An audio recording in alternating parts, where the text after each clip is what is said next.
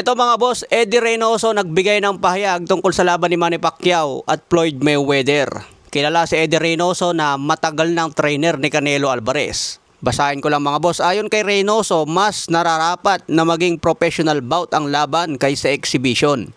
Dahil sa laki ng pangalan at legasiya ng dalawang boxing legend, binigyan din niya na kahit matanda ang dalawa, may malaking epekto pa rin ito sa kasaysayan ng boxing, lalo na sa malinis na record ni Floyd Mayweather na 50-0. Posibleng malagay daw ito sa alanganin. Sa kabila nito, kinilala pa rin ni Eddie Reynoso ang napakalaking commercial appeal ng event dahil ito ang kauna-unahang professional bout na gaganapin sa Las Vegas Sphere at inaasahan din na papatok daw ito sa worldwide dahil sa global streaming ng Netflix. Ayan po ang buong pahayag ni Eddie Reynoso. Kumbaga yung ibang boksingero at trainer ayaw na nilang makita dahil may edad na. Kumbaga pera-pera na lang ito at parang sparring session na lang. Pero para kay Eddie Reynoso, isang malaking event pa rin ito dahil malaking pangalan si Manny Pacquiao at Floyd Mayweather sa mundo ng boxing. Sa ibang banda, David Benavidez, sinabi niya gusto niyang labanan si Alexandre Usyk.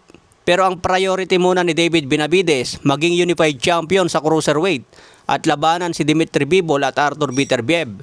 Kapag matapos daw niya ang mission na yan, gusto niyang umakyat sa heavyweight division at palagan si Alexandre Usyk.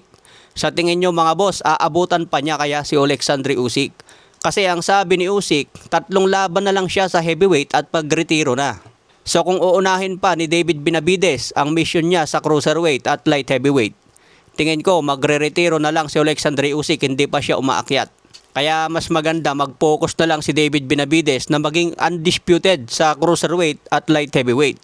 Pero ang pinakamalupit na mga kalaban niya dyan si Dmitry Bivol. Kaya abangan po natin ang matinding bakbakan na yan. Sa ibang banda may laban po si Ben Whittaker ngayong April 18. May kartada ngayon si Ben Whittaker na 10 wins 7 KOs, wala pang talo. Galing United Kingdom ito at may edad na 28. Kalaban po niya si Brian Nahuel Suarez. May kartada 21 wins 20 KOs, may 4 na talo. Edad 34 na ito, galing Argentina. Hindi masyadong kilala yung undercard ni Ben Whittaker kaya abangan na lang po natin ngayong April 18. Ito ang isang prospects na malupit sa light heavyweight. Kaya subaybayan po natin ang bawat laban nito. Sa ibang banda, Eddie Hearn binanatan naman si Conor Benn.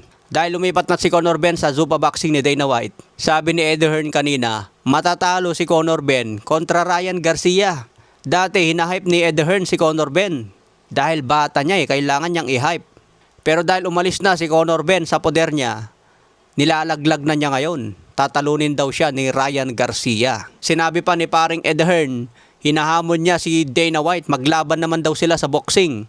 Posibleng kikita raw sila ng $30 million bawat isa. Hindi raw nagustuhan ni Eddie Hearn na tinawag siyang pussy ni Dana White. Kaya gusto niya magsapakan na lang silang dalawa para makita kung sino ang pussy. Kaya dalawang promoter ang makita natin na maglaban sa boxing kung nagkataon. Kasi sabi niya, entertainment din ito.